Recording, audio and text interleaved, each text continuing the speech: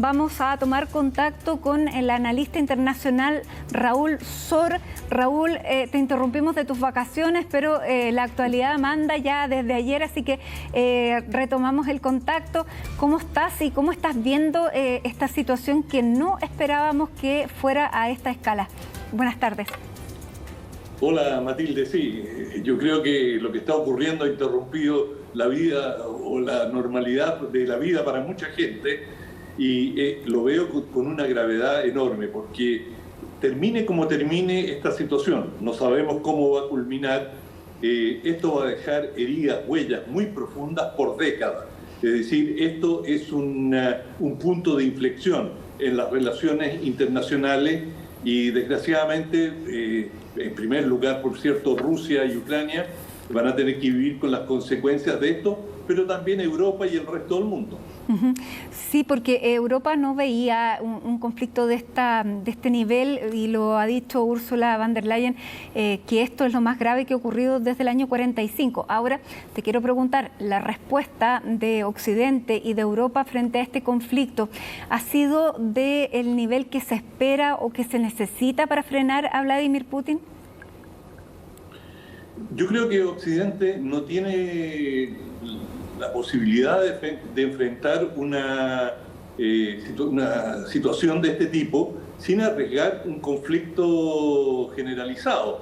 Y en primer lugar, Estados Unidos, el presidente Joe Biden señaló tempranamente que Estados Unidos no iba a intervenir militarmente, y así lo han hecho el conjunto de los países europeos, que por lo demás no tendrían la capacidad de enfrentar a Rusia digamos, lejos de su frontera. Es decir, ir a confrontar a Rusia al lado mismo de Rusia no es un tema menor. Es decir, históricamente uno vio la derrota de los ejércitos napoleónicos, uno vio cómo fue derrotada la Alemania nazi en Rusia, de manera que cualquiera se lo piensa dos veces antes de ir a un conflicto en el cual no tiene obligación de hacerlo. Porque ese es el punto central, sobre todo el tema de la Organización del Tratado del Atlántico Norte, la OTAN, que la OTAN está comprometida a defender a cada uno de sus miembros si es agredido. Es decir, si se ataca a uno, todos los miembros de la OTAN tienen que salir en su defensa.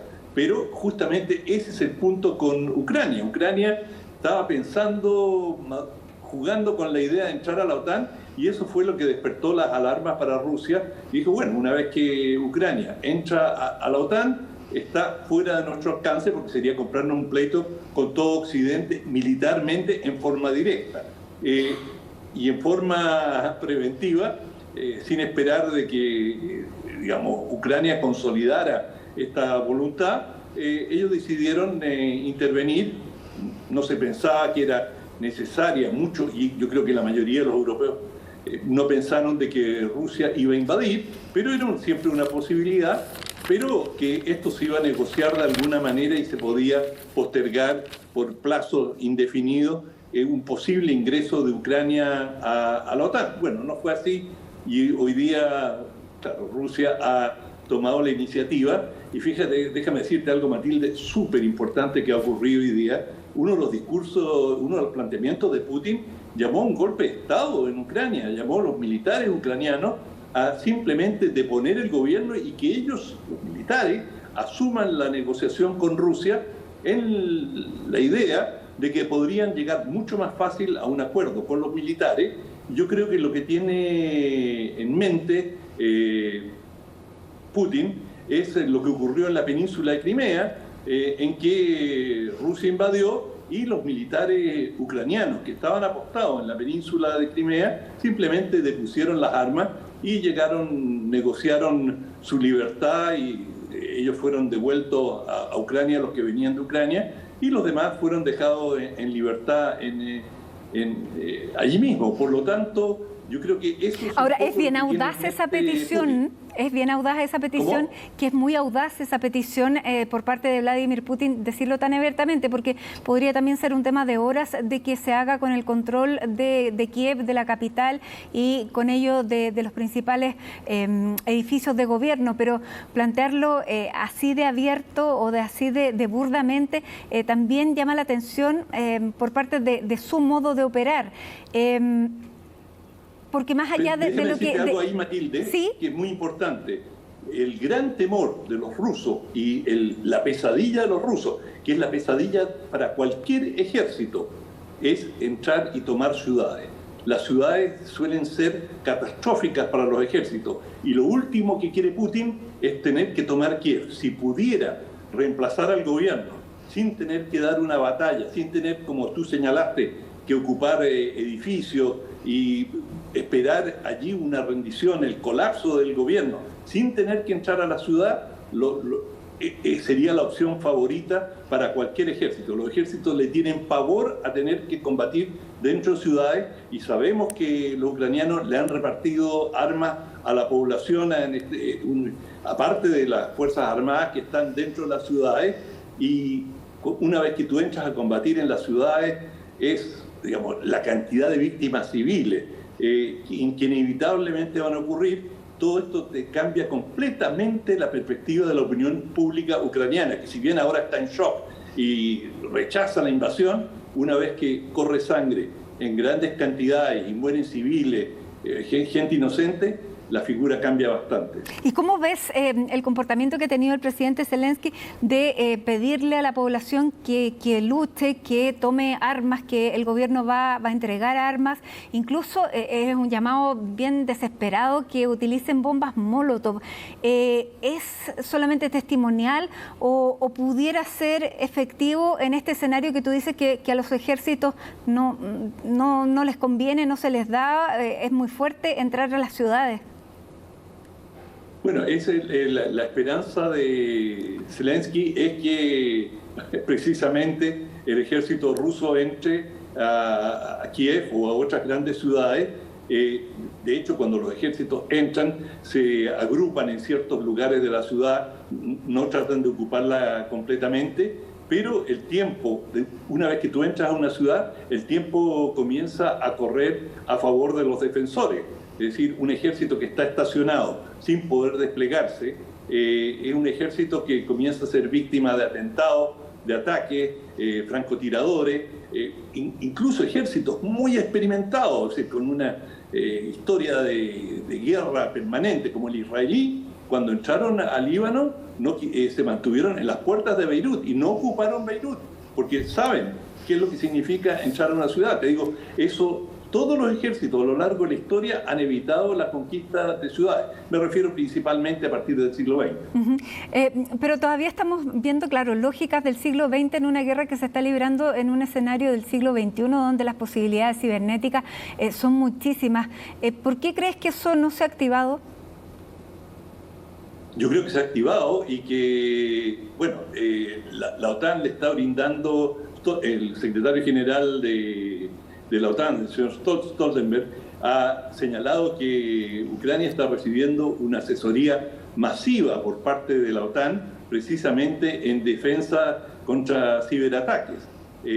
Ahora ha surgido una discusión, ¿qué pasaría si a través de ciberataques, en lo cual Rusia está muy desarrollada? Rusia ha infiltrado incluso redes de Estados Unidos.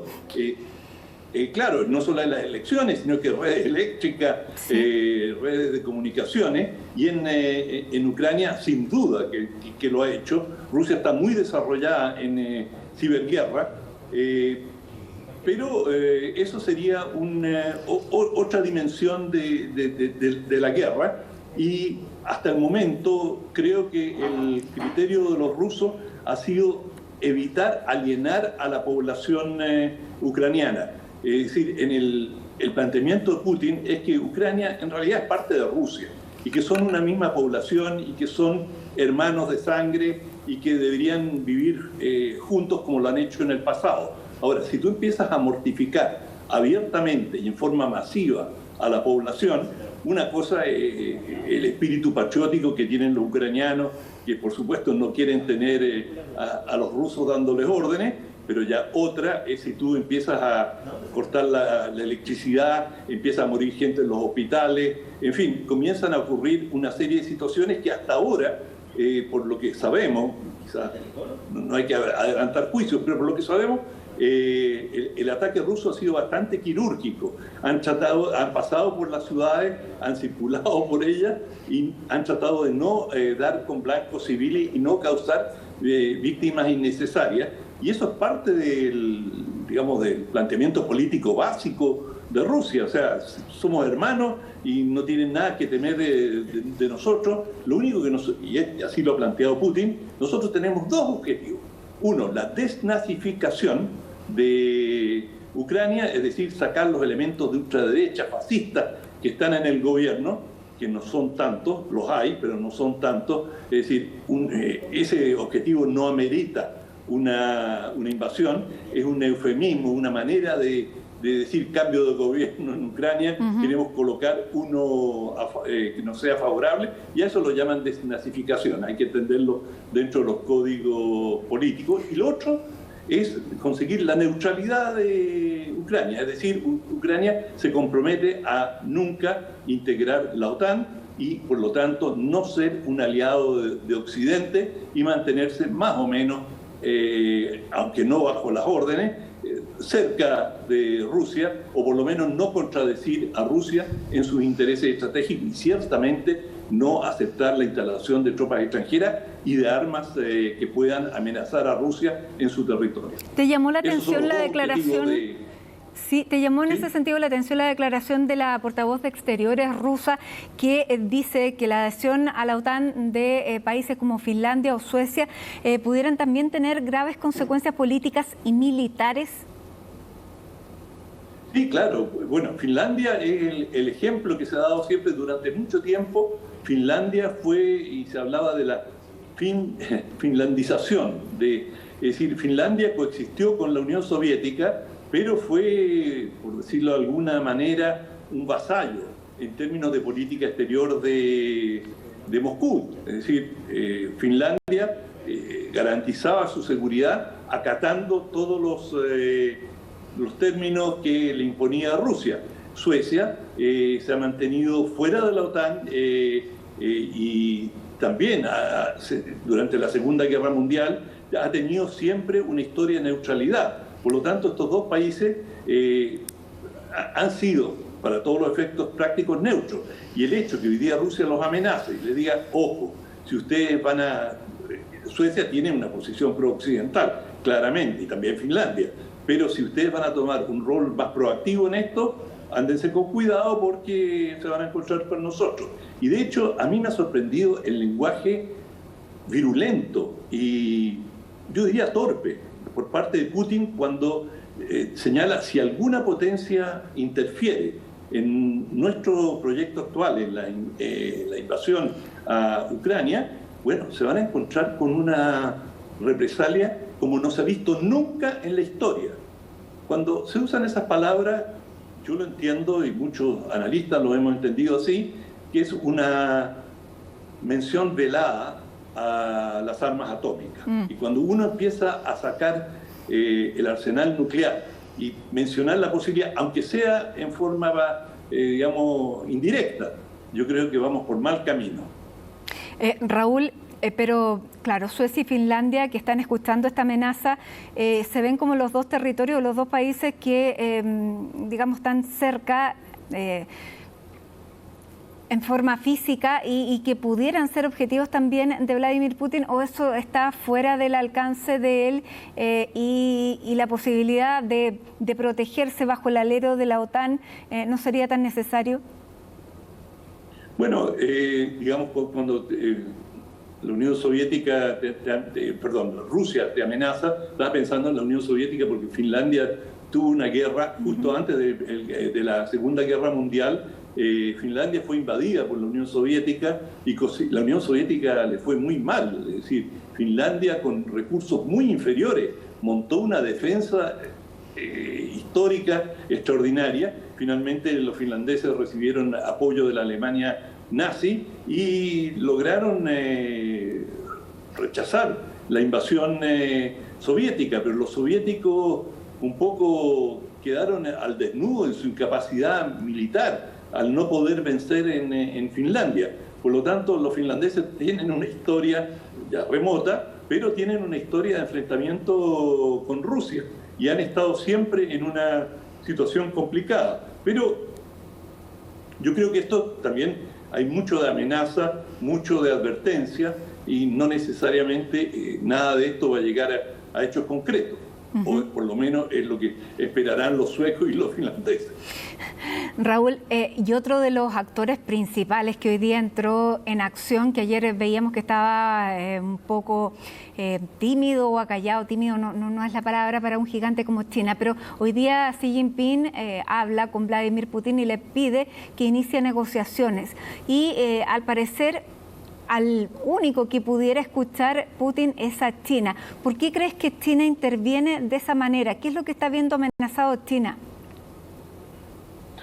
Yo creo que China no quiere una guerra, es decir, China, una guerra o una destrucción del mundo actual como lo conocemos, lo que se ha insinuado, el comienzo de una nueva Guerra Fría, que ya tenemos elementos de una Guerra Fría presente, pero ya de una Guerra Fría muchísimo más marcada. China no tiene interés en eso. China tiene interés en que siga adelante la globalización, que siga adelante el comercio mundial y no quiere que le beneficie enormemente y que este conflicto, es decir, China no ve ningún beneficio para China. Es decir, esto puede ser bueno para Rusia si Putin piensa de que alineando a Ucrania a los costados de Rusia, eso le trae seguridad. Bueno, eso está bien para Rusia si fuera así, pero para China esto no es ningún beneficio y toda esta crispación va a complicar las cosas enormemente. El hecho que se impongan estas sanciones a Rusia, que es un socio importante de China. China no quiere ver a Rusia en una situación tremendamente complicada y por lo tanto los chinos sacan el abaco y dicen lo mejor que podemos hacer acá es negociar, y le han aconsejado abiertamente a Putin: vaya y converse con los ucranianos, llegue a un acuerdo con ellos y le damos el apoyo en eso. Pero China no ha tenido ningún entusiasmo desde el comienzo con esta invasión rusa. De hecho, los chinos, digamos, en forma oblicua, lo han desaconsejado. Y los chinos, ellos como Estado, son muy renuentes a tomar iniciativas militares. Han tenido alguna, en algún momento atacaron Vietnam, pero en general los chinos son tremendamente cautos en la utilización del poder militar. Es decir, lo ven como absolutamente el último recurso, e idealmente, como dice Sun Tzu, el gran estratega chino que vivió 5 siglos antes de nuestra era, bueno, Sun Tzu decía, la mejor manera de ganar una guerra es no tenerla, es decir, ganar a través de la presión diplomática, a través de métodos indirectos, pero no recurrir a las armas. Ese es el éxito máximo de un estratega. Ahora, bueno, pero después de esta conversación con Xi Jinping, la única negociación que planea Vladimir Putin es con el ejército ucraniano. Me imagino que China no estaba pensando en eso, pero ¿cuáles son las amenazas que efectivamente pudieran hacer mella sobre Vladimir Putin? Porque ni siquiera el congelamiento de sus activos y los de Sergei Lavrov en Europa, ni las restricciones económicas para el círculo más cercano, para la élite rusa, ni tampoco estas, digamos, grandes sanciones al comercio exterior parecen darle ningún motivo para frenarse. Él está viendo algo inmediato y no lo que pueda pasar en 1 o 10 años más para su país. ¿Qué es lo que pudiera frenarlo entonces? Difícil, esa es la gran pregunta, Matilde, que se hace a Occidente. ¿Qué podemos hacer para moderarlo, para frenarlo? Pero yo te señalaría que él, al intervenir en forma bastante aventurada sobre Ucrania, no está pensando en mañana, sino que también está pensando a 10, 20 años, y él Ucrania igual no iba a entrar a la OTAN en los próximos años, no cumple con los requisitos y la OTAN no la habría aceptado, y lo dijeron, que en los próximos 10 años no iba a entrar Ucrania a la OTAN. Lo que le preocupa a Putin es los próximos 20 años, 30 años y tener un país que puede convertirse en una base hostil de países contrarios a Rusia, por ejemplo, de Estados Unidos, y tener allí misiles estratégicos que pueden alcanzar el conjunto de Rusia en cuestión de minutos. Y te digo, Estados Unidos lo consideró igual, lo hemos comentado. Es decir, cuando Estados Unidos bloqueó Cuba en 1962 porque Rusia, o la Unión Soviética en aquel entonces, había puesto misiles en la isla, bueno, es decir, Cuba era un país tan soberano como Ucrania. ¿Y por qué Estados Unidos no le permitió instalar esa cohetería en la isla? Bueno, porque la sentía como una amenaza directa a su seguridad y tenía la fuerza y la capacidad de bloquear y decirle a los soviéticos: se van de aquí o enfrenten las consecuencias. Y nunca en la historia de la Segunda Guerra Mundial estuvimos tan cerca de la Tercera Guerra Mundial como en aquel momento. Finalmente los soviéticos cedieron y retiraron los misiles, y a cambio recibieron una garantía de parte de Estados Unidos que Cuba no iba a ser atacada, garantía que los estadounidenses han cumplido, y además retiraron alguna cohetería, algunos misiles de Turquía. Por lo tanto, esto no es la primera vez que ocurre, y en cierta medida